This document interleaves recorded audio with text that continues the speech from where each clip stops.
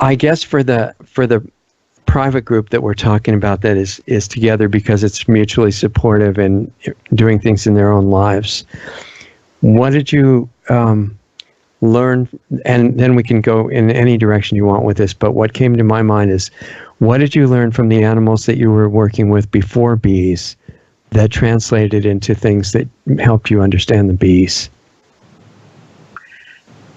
Gosh, so many things. I'll bring up wolf again because that was so important to me at a really critical juncture in my life. I had metastatic head and neck cancer that was considered a terminal diagnosis when I was 38, and for part of my healing, I went last year. No, that was actually in 1988. Okay. So I went to a 9-week program on guided meditations and finding different ways to look at your illness, to engage with it. And part of the guided meditation was to find some kind of a healer to walk along beside you in this, something that would inspire you. So a wolf came up for me. And so because that had been such a long childhood association of, fascination and help, I just decided, yes, that I will imagine that creature beside me, that wolf beside me, wherever I go, when I go into doctor's offices, when I go into hospitals for surgery, when I go to the radiation clinic, because I needed a source of courage, strength, power, love of family, along with me. And there was an incident at Stanford University where they were extraordinarily dismissive of me. I was sitting in a chair and the head of the department, the surgical head, came in. His name was Dr. Fee. And he said, so you've had like your first surgery, head and neck, blah, blah, blah, blah, blah, now, and they were checking me out whether to do like radiation or additional surgery. And he said, so like, what else have you done? And I said, well, I'm seeing an oncologist up in Seattle who's doing immunotherapy with me, and I'm drinking 18 grams of vitamin C a day, and he cut me off, and he said, he started swearing, and he just saying, that's so much baloney, blah, blah, blah, blah. And he said, you take that vitamin C and flush it down the toilet for all the good it's going to do you. And I looked at him, and I imagined the wolf beside me, and I said, I don't see that you have any Nobel Prize. So, Linus Pauling was the one who recommended all this, and he was laughing. Yeah, I know. Oh, Linus Pauling, all that, right, Linus Pauling. And so, I don't see that you really, managed to achieve what he had yet. And then he got mad at me. Yeah. And I sat there with this blustering guy and all these interns in the room.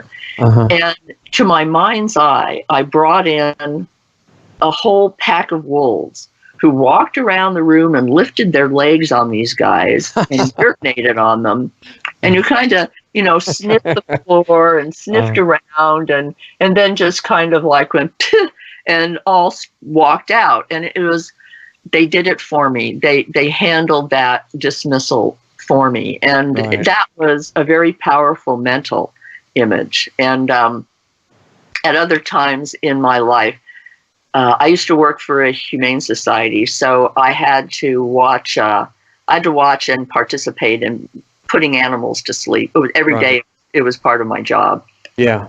And what I learned there is I never saw any of them walk into what they knew exactly was going to happen to them. They knew exactly what was going to happen to them. And I never saw one step forward to me with anything less than acceptance, grace, calm, and dignity. And when I was facing cancer, those were the best images and memories that I had, because when I looked to the human side, it was panic. My parents were panicked. My friends were afraid they'd catch it. I lost a lot of people who were too uncomfortable to call me because it freaked them out so bad. And, I'd tell people, well, I'm in cancer treatment. Oh. Well, I have to go to the store. I'll talk to you later. Yeah. Yes. Or here, let me open that window. Would you like to read this magazine? No, I'm going to die. Right. What do you mean? But animals, it's like, I don't want to be walking, kicking and screaming to what might be a terminal end. Right. And my dog had died of cancer like 10 years before. And I walked with her, all the way to the last day. And I wrote an article about it and said, this is how I want to walk. Right. For whatever time I have left. And they published it in a cancer magazine. And it's like, I want to walk with this dignity, this acceptance. If there are things that start failing in my health, then that's gone. But what's still here? Yeah. What is still here? And the animals are always at that place of what is still here. Right. So I have used all animals collectively as a way to face really challenging personal times, Yeah, that's beautiful.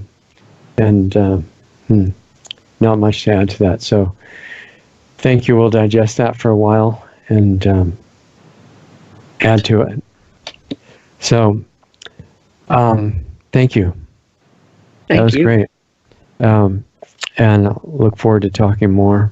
And this is really helpful because it gives me a picture of where you're coming from, and your main thing is that you're conscious of a lot more depth than this because you run into human beings all the time. You have to translate your perception down to where people are operating to be really understood, by most of them. I think that's what I do with my books. Yeah. I know it, but the comments from people are that I see everything differently now. I see things differently now. I had never thought about this. Now I see things differently. And so maybe I have been able to do some of that in my books, and I want to do a lot more of it. That's an interesting way. I should write that on my bathroom mirror, that what I'm trying to do is translate wonder in a way that people who don't get it can. Yeah, because potentially they have the same ability that everybody does. It's just asleep. Yeah. Right. Yeah. So, all right. Well, have a good rest of the day and we'll stay in touch soon. Goodbye. Thank you, Richard. Thank you, Doug.